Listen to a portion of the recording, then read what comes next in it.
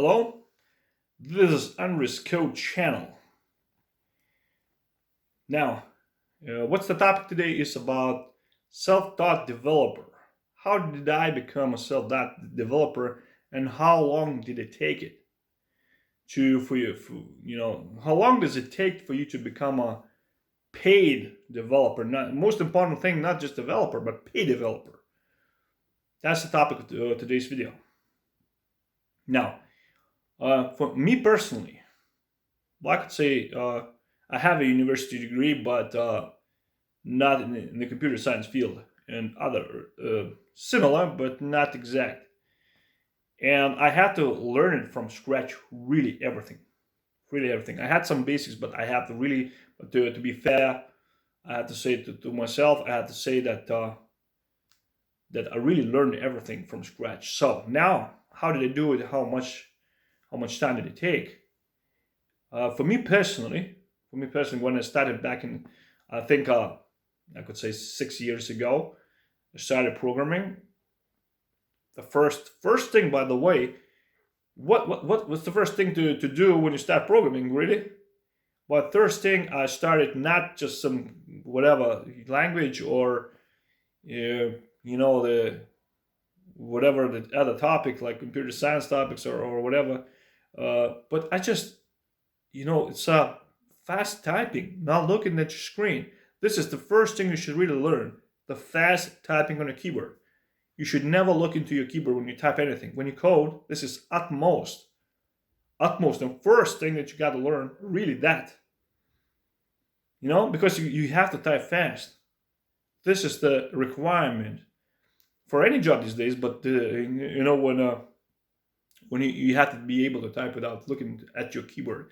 Start it today. There's a plenty of apps and training apps that you can like. I literally learned this like in 2 weeks. It's not a big deal, but still you have to. It's like really mechanical memory. Now, the first thing, nothing else but like blind typing, not looking at your keyboard. I myself look at the keyboard some from time to time, but really once or twice in an hour, that's it. The first thing you learn is typing, fast typing. Now, what about the second thing? What did I learn? The second thing. Well, the second thing I learned, because there was a big thing that back in the day was like, and now is online studies.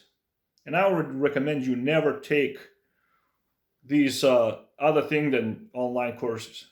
If you're not really sure about it, if you're doubting yourself, if you're not clear whether you can proceed further down this new career path, just take some course with like 10, 20 bucks, euros, whatever currency is yours. There are plenty of courses, Udemy. I mean, Udacity maybe it's a bit more expensive these days. Back in the day it was free, but Udemy, Free Code Camp, it's yours. Try it yourself for free. For free, actually, Free Code Camp is free. It's quite good. It's a little bit, maybe less beginner friendly, but it's still good. It's very good. So, what did I do myself? Like I started with Udemy. With Udacity. I started with Udacity back in the day when it was free. So their courses is just like the top notch, top level. I mean, top grade university professional courses.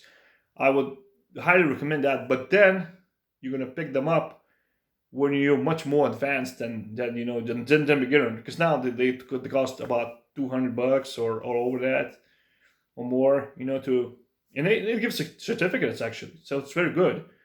So you not only you get the knowledge there, but you get the the certificate, which is actually from higher, the website which has a very good reputation is very useful that in looking forward. So, but that's later in your career. Now, so like I said, you got to try that. The usual route is like HTML, CSS, and the basics of JavaScript.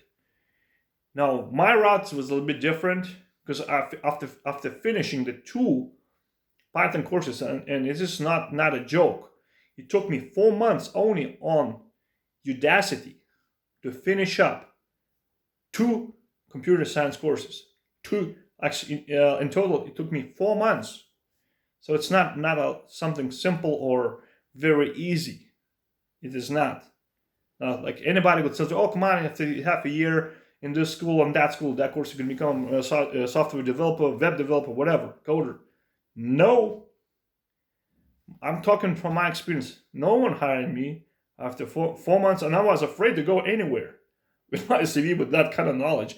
I knew the basics, but I could not apply this because whenever I looked at job positions, every job position Python back in the day required some kind of like experience and knowledge and really behind you.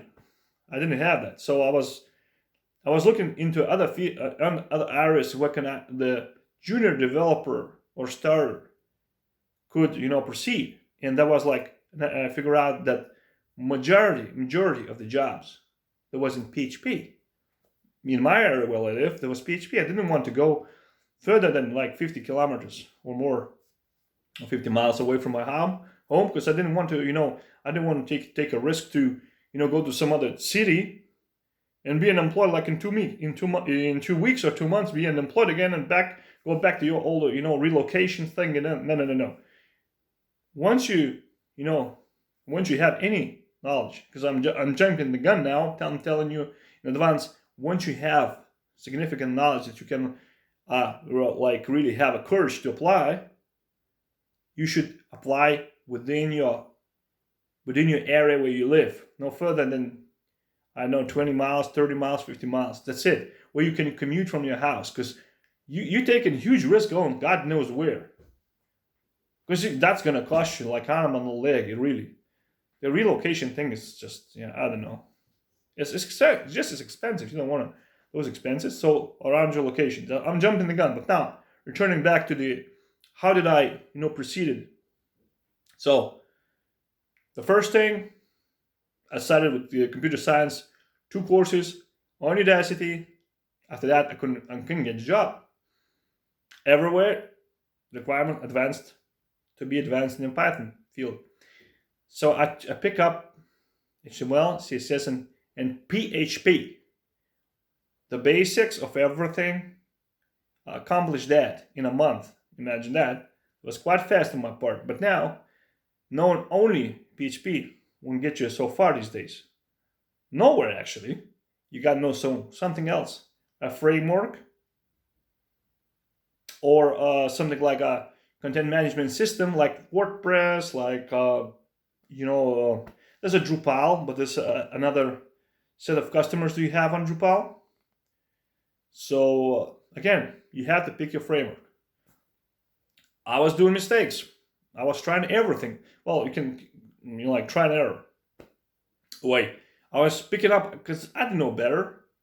I was trying like multiple frameworks. Like I was trying to find the best, the best of the best. And you should do that too. You should find in the market the best of the best framework to work with, and which is most popular, and also which is required in the market. You don't pick some obscure framework no one's gonna hire you for. No one's gonna hire for some obscure framework, which is very cool maybe, but or outdated. No. Or your friends advise you to pick it up.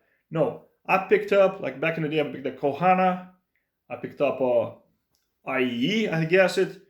They were kind of popular back in the day, but again, I noticed that one of the framework is making waves, big time waves. Everybody was praising. You should listen to whenever a lot of developers talking about what the majority of developers talking about. Where's the hype? And usually it points to something good is happening. So back in the day, it was like Laravel. The version 4.2 started with the version 4.2. That's a very good choice of mine, because this choice, actually, with this choice, I was able to pick up my first job, real paid, real money.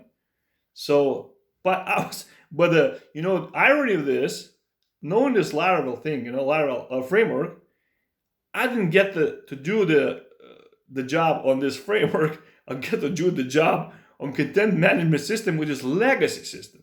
So you see? So nevertheless, but why it opened my door? Because my knowledge was extended.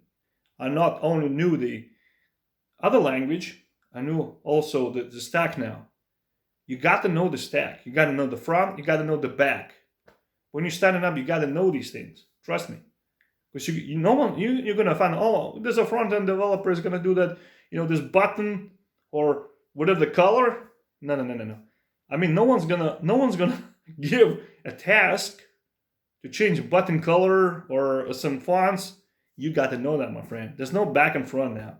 I would say if you're picking up a programming job, pick it full stack. The full stack, I mean, the simple full stack. What is the simple full stack? There's a full stack, and I would call it beginner's full stack. The beginner's full stack is that you know HTML, you know CSS, and you know it very well. CSS, you got to know it well. I don't care what people say. Come on, I'm going to program in Java. I like only backend. Don't listen to these people. You're going to need to know HTML and CSS, because I got to tell you, it's everywhere now. So now, you're not going to do just backend job, so-called. Nah, this is my experience. I never did. I'm a backend developer myself right now. What do you think I do? Like last week, I had to do backend, which was absolutely related to the front end. So the results are coming always if you're a web developer, especially. There's no way you're gonna avoid like web things. Come on, you gotta know. You gotta well versed. So my path was like that. But in this day and age, would you choose that kind of path? Would you choose like Python first and something else after that? I would say if you want to get a job fast, okay, you got to follow where the demand is. Just take a look where you live, your area, all right? Like I said, within 100 miles at most, but it's still too far already. The jobs within 100-mile, 50-mile radius, 50-kilometer radius, and see what's available right now. Who's in demand right now? Maybe look what was on last month and 2 months before, so you see the trends. You see. So you shouldn't like jump on some obscure The framework is going out of the trend. You don't jump on that. Don't do that mistake, because it's gonna cost you time. So first of all, investigate what's in your area. What's required in your area. You want to make money? So, you could say, I'm going to freelance. The entire world is my oyster. I have a problem with this. You have no experience. When you finish your studies, when whatever your toy project or whatever you can call this project, but it's a toy project. It's nothing serious. Your first projects, you're gonna see it later. You're gonna look back and you're gonna just you're not gonna like it, to say at least. But they're important. You can do the first project if you can still find a job. You can do the first project, but investigate what's needed and then supply that. That's the best. That's the best way to do it. When you're starting only up, when you know nothing about it now. You got to go. I would say don't go to freelancing. This is my advice. You could, but you will not learn a lot in this. Because it's like multiple different things going on on freelancing, and you have to bid, and you have to fight, and you got to prove somebody something. When you have a company, and they know your level, okay. If they get the first job, just try to learn as much as you can. It's just my advice. Get that first job, whatever it pays. I took this route. I didn't pay the highest salary. No. I wanted to get my foot in the door. You know how many applicants you're going to have first time you're going to come to this work? The first job, they're going to be about 30 to 50 people that wants your position. How are you better? So the better you prepare, the more time you're going to take in preparing, the better you'll be. I wish you all good luck. That's the route I took. But like I said, it could be shorter. You don't learn unnecessary things like, I like Python, but just take this web stack. I would gladly offer the PHP, but like investigate your area first. what's needed in your area. And was it like the same, like let's see, take a look, like what was needed 6 years, 6 months ago, sorry. Is 6 months ago and now is the same demand all over and over again. Pick that language, pick that, pick that stack, learn it, and then apply it to companies that are hiring for like junior position or just any programming position. That it is in the field. Don't dabble around, investigate, do the market research. Simple as that. I did that and it worked for me. Thanks, Andrews. Code. See you again.